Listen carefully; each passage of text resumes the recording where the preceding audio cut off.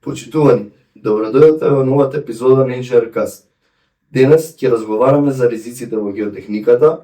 Чест ми е да ви го представам мојот денешен гостин, професор Милорад Јовановски, кој доаѓа од катедрата за геотехника на Градежниот факултет, а истовремено е заменик претседател на Меѓународното друштво за механика на карпи. Професор, чест и задоволство ми е што сте мој гостин и се надевам дека ќе имаме интересна емисија која што ќе го задржи вниманието на гледачите. Благодарам, Мања, за поканата. Се радам и јас дека ќе биде интересно за аудиториумот. Со професор сега разговаравме за геотехниката, ги спомнавме ризиците, но не ги дефиниравме точно што представува ризик во геотехниката. Па пред да започнеме со дефиницијата, би кажал кој е добар повод за оваа емисија што ја правиме сега. Имаме неколку добри поводи. Еден од нив е што во септември оваа година правиме баш за ризиците во геотехниката, односно во механиката на карпи, конференција во Македонија, поврзана со Меѓународното друштво за механика на карпи, и каде работи ќе бидат подетално анализирани и прикажани од луѓе од цел свет, така што тоа е еден добар повод. А втор повод е пак на некој начин поврзан со ризиците. Имаме на 22 март сега, се вика Светски ден на водата, и тој посебно за делот на поплави е интересен како ден на водата, така што пред да се, како што кажам, да кажеме нешто стручно, добро да се обележи кој е датуме, бидејќи и се врзани со некои проекти во државата што во моментот за усогласување на нашата легислатива со европската легислатива поврзана со поплавите, а и овој дел за научната конференција ќе биде исклучително посветен на ризиците во механика на карпи, односно геотехника. Сега што се ризици, ќе тргнеме од секојдневие. Во праксава наша во геотехниката имаме неколку поврзани термини, како на пример хазард, ризик и повредливост на некој терен за такви намени. И на некој начин иако се поврзани, ризикот се дефинира повеќе како веројатно за некој повод ако се случи нешто што би предизвикало, значи дали ќе има штети некои кон објекти, кон изградени објекти кон околината и најдрастично дали ќе има загуба на човечки животи. Така што во телот на ризици генерално во геотехниката подразбира поширок поим. Најчесто тоа се лечиштата, одрони, исто така може земјотресите тука да ги внесеме како природен ризик и други некои, како што се ерозија, слинување на земјиште, значи цел спектар на проблеми кои што многу влијаат во секојдневието на секоја држава, па и кај нас е последните неколку месеци имаше многу вакви појави кои што ја потенцираат повторно начејата на оваа тема за секојдневното живење, не само за нас вршнаците. Најчесто се соочуваме со тие ризици кои што се предвидени баш во токму овој период од годината. Зошто е тоа така? Поврзано е и со природни најчесто фактори. Во овој период е најнезгодно, насекаде во светот се случуваат најчесто, бидејќи е поврзано со во зима со врнежите и покрај тоа во утрински час имаме мрзнење на карпите, па тоа кој ќе се поврзи поголеми врнежи плюс мрзнење од мрздување на теренот се најчестите причини за активирање во овој период на најголем број на слечишта, ако некој е поврзани со поплавите, така што затоа е и светската статистика покажа дека овој период во рана пролет и доцна есен се најризични за вакви појави, тоа веќе најповеќе треба да се внимава и во совраќајот кога водени по некој пат зареден при одрон да се случи или нешто, па и во секојдневие кога некаде се оди на терен да се внимава најповеќе треба во тој период. Дали можеме да ги предвидиме ние, односно инженерите, тие ризици, геотехничките инженери, со какви проблеми се соочуваат најчесто? Па, дека може да се предвида до одреден степен, може сигурно, а дека до одредено ниво не е маси до крај може да се предвидат и тоа е точно. Значи, со примена на методи што ги знаеме од геотехника и од другите науки, геологија, градежништво, има постапки со кои што се знае, например, дека некој терен е склон од појава на слечиште или на одрони, или Македонија, например, се знае дека е сизмичко подрачје, Така што ако ги следиме тие феномени, може да се каже дека до одредено ниво може да се прогнозира, да се познае, но проблемот што не се знае точно моментот кога би се случило тоа. Значи се знае дека некој терен, пак ќе се вратам на земјотресите, во Македонија имаме сеизмично подрачје, но моментот дали во Скопје или во Дебар или било каде ќе се случи, тоа тешко се предвидува, односно скоро да е невозможно. Меѓутоа, применувајќи ги на овие техники што ги има во науката, ако не друго, барем знаеме како да се заштитиме претходно. Кои методи најчесто се користат за предвидување и за заштита од овие појави? Има многу методи, обично ние ги делиме на, ги викаме квалитативни или описни методи, но има и квантитативни методи со бројки, значи. Прва фаза е секогаш да направиме некои карти, ги викаме, дали ќе бидат карти на подложност на теренот кон нестабилност, дали ќе бидат карти на хазарди или ризици, тоа е една методологија која што во светот во моментот многу се применува. Тоа е прва фаза во секоја анализа. Се собират сите податоци што ги знаеме за геологија, за врнежи, за земјотреси, за сите тие влијанија и кој ќе се сумира тоа, на крај продукт се тие карти, а ние ги користиме пример за прогноза на проценките за услови на градот или на населени места или на овие инфраструктурни објекти кои што се патишта, железници. И ако имаме такви карти, од прилика се знае каде би очекувале такви феномени и на тие места применуваме ова што кажете вие, некои мерки за заштита, кои што може да бидат различни. Значи, вие сте и експерт во ова подрачје, знаете, например, како сини може да примене прскан бетон со анкери, заштитни мрежи, има заштитни бариери, некои посебни за поголеми одрони, кај поплави има заштита на бреговите од ерозија или не знам други мерки за заштита од буични водотоци. Значи, кој ќе се има такви податоци на тие такви карти на одредени места каде што е најризично, за да се намали ризикот, се применуваат тие мерки и после тоа ако се случи нешто веќе сме на некој начин посигурни. Ги напоменавте на почеток водите, колку подземните води представуваат ризик во геотехниката. Сега имавме неколку случувања во нашата држава, како би го процениле тоа или како би го искоментирале? Водите генерално, а и подземните води се едни од главните причини за ваквите појави.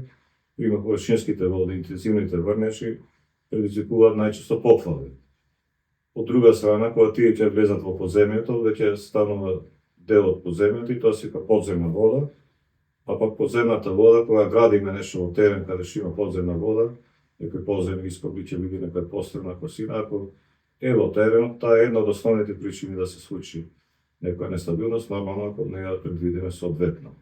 Така што во принцип водите се најверојатно главните причинители за најголем дел од сите проблеми кои што имаме. И тука треба секако да се посвети многу внимание и кај нас и во светот нормално. Колку информации се потребни за да се донесе одлука, инженерска одлука во оваа проблематика? Што повеќе информации, тоа подобро. Значи, има многу потребни информации.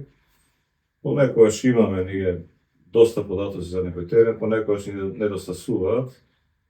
Но во принцип треба информации и од аспект на прво топографијата на теренот, значи геодетски мерења, после треба наша наука геотехника, геологија, треба после примена на статистички методи, пробабилистички техники и така натаму за тие информации што ќе ги ставиме во некоја анализа да бидат соодветно обработени и да дадат резултат.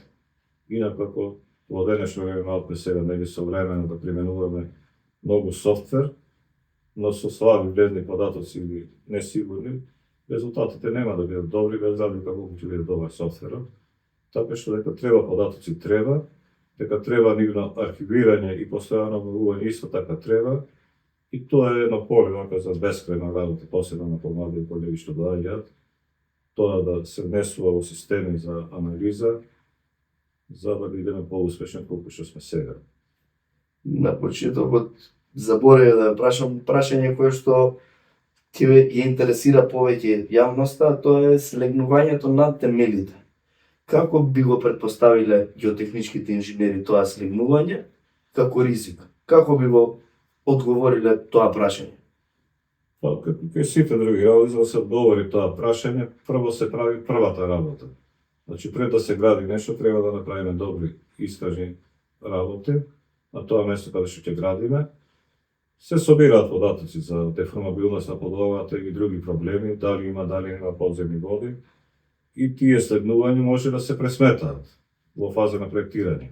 А во фаза на градба може да се некои изненадувања, кои што би допринеле кон тоа, но во принцип треба да се внимава многу на тој феномен, бидејќи може да настане и од наша условно лоша проектантска проценка, но може и од други фактори. Ево еден пример да кажем, има случаи во светот каде што заради црпење големо на подземни води, значи пак поврзано со водите, постојано теренот слегнува и во Мексико Сити има слегнување по околу 9 метра на теренот, а да не споменуваме она позната крива кула во Пиза, па и кај нас во Прилеп имаме една крива малку кула. Тоа се всушност тие неравномерни слегнувања, кои што делуваат понекогаш и навистина страшно, а понекогаш пак кај кривата кула во Пиза се интересен туристички феномен.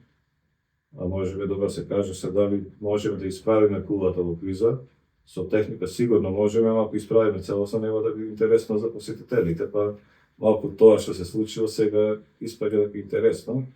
Но во секој случај кај нови градби не би смееле тоа да го дозволиме, треба убаво да се направи анализа од истраги до проектни решени, на крај изведба и да не забравиме одржување. Значи ако не одржуваме било кој објект, ако легуваат водите атмосферски без дренирање долу да се вафат соодветно, со тек на време може да слегнува објектот и во иднина и на крај да има деформација на него.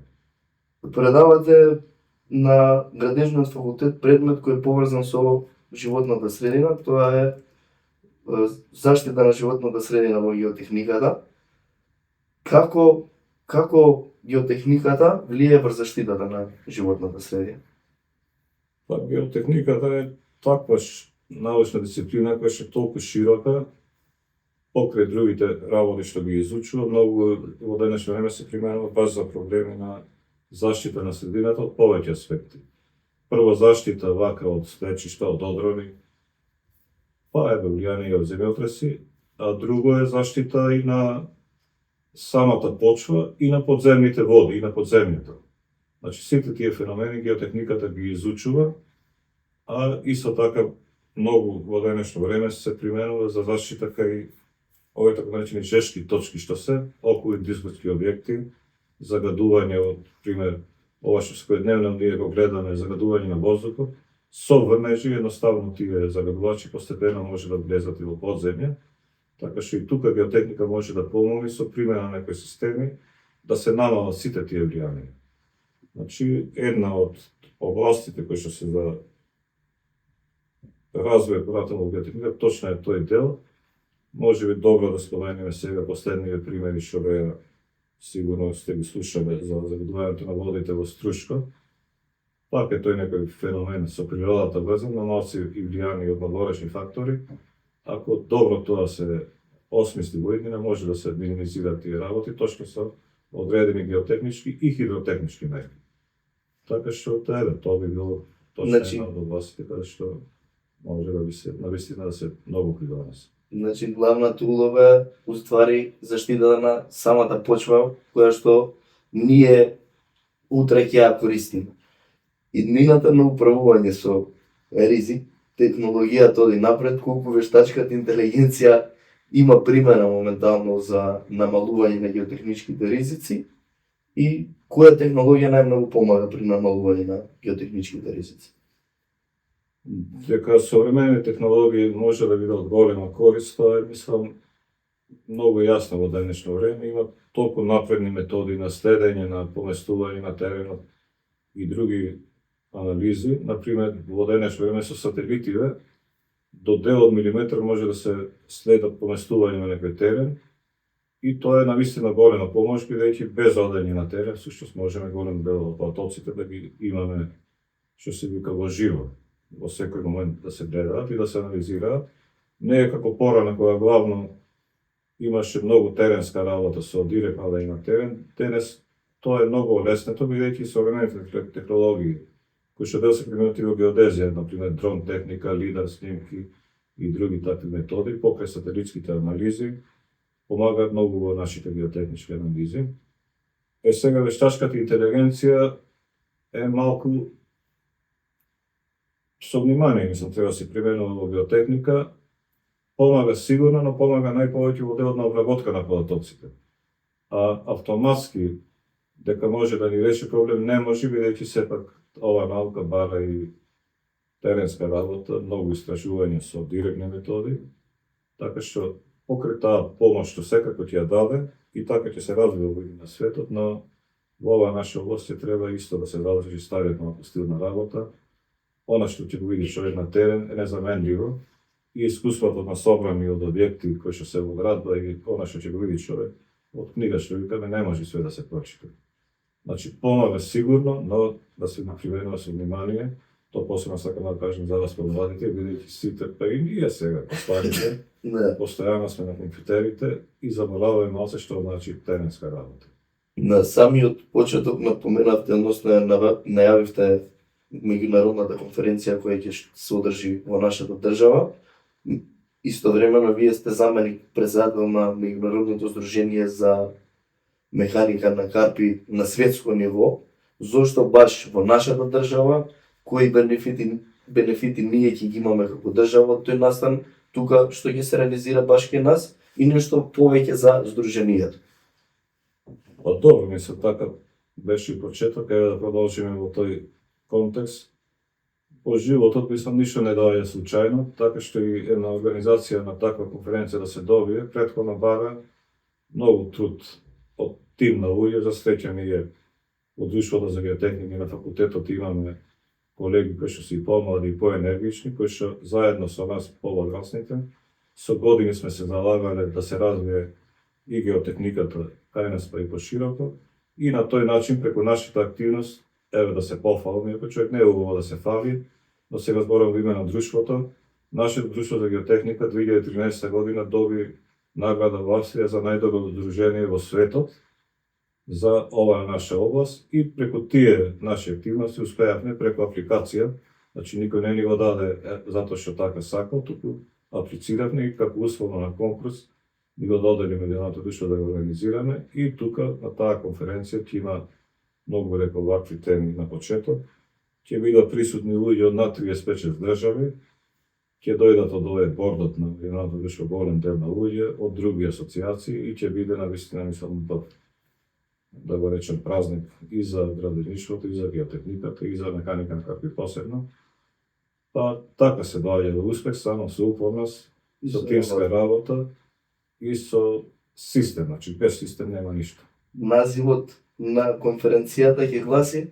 Називот на конференцијата е Risk Management in Rock Engineering, на македонски управување со ризици во механиката на карпи. И на таа конференција ќе има разни теми за одрони, за подземни проблеми, проблеми кај подземни работи, други проблеми во механика на карпи кои што се врзани со ризици, и на крајот како да се справиме со нив. Тоа би биле главните теми на конференцијата. Мислам дека ќе биде успешна и дека ќе биде еден начин кој што пак ова наше здружение, Друштво за геотехника, ќе се гордее во иднина дека нешто оставило позади себе и во ова наша држава. Со нетрпение ќе го чекаме септември. За крај сакам да ве прашам дали во иднина ќе можеме подобро да ги предвидиме геотехничките проблеми? Тоа ќе зависи колку ќе се залагаме. Значи, сами од себе нема да се решат проблемите. Ако се залагаме и ако ги пременуваме и постојните техники кои што се развиваат секојдневно, и ако почитуваме и старото знаење кој што постои и кај нас и во светот, сигурно дека подобро може да се осознаат, се со цел да се избегнат, што се викаат, загуби секојдневни на секојдневно ниво кај нас и во светот, и да се намала влијанието кон околината, и на крај да спасиме што е можно повеќе човечки животи. Тоа е целта на справување со тие ризици. Сигурно дека може подобро да биде. Тоа не зависи само, пример, од нас инженерите, зависи од цел систем. Зборувам за министерства, за надлежни органи, за научни институции и други, но ако сите заедно настапат, ќе биде подобро. Ако секој работи сам за себе, без разлика колку сме сите ние добри одвоено, ако не успееме тим да формираме, ќе бидеме можеби и полоши од себе. Професоре, чест ми беше што бевте денешен мој гостин, што не запознавте со ризиците во геотехниката, што ќе имаме светска меѓународна конференција во нашата држава и се надевам на уште поголеми, поуспешни проекти во вашата катедра. Благодарам ја за поканата, бидејќи подкаст од овој тип мислам дека можеби во светот не постои. Ова што вие го правите, мислам, можам само да ви честитам и посакам успешна работа, а ја користам можноста да ја поканам да учествувате и вие на оваа конференција што ќе биде во септември што ја најавивте и таму ќе имате можност да видите во живо ова што разборуваме дали е вистина или е веќе само фалба. Точно така, ќе гледаме да направиме успешна емисија од тој голем настан. Ви благодарам уште еднаш. Почитувани, ова беше новата епизода на IngenieurCast. Денеска слушнавме колку ризиците имаат улога во геотехниката. Останете со нас, приклучете се и открите амоките на знаењето.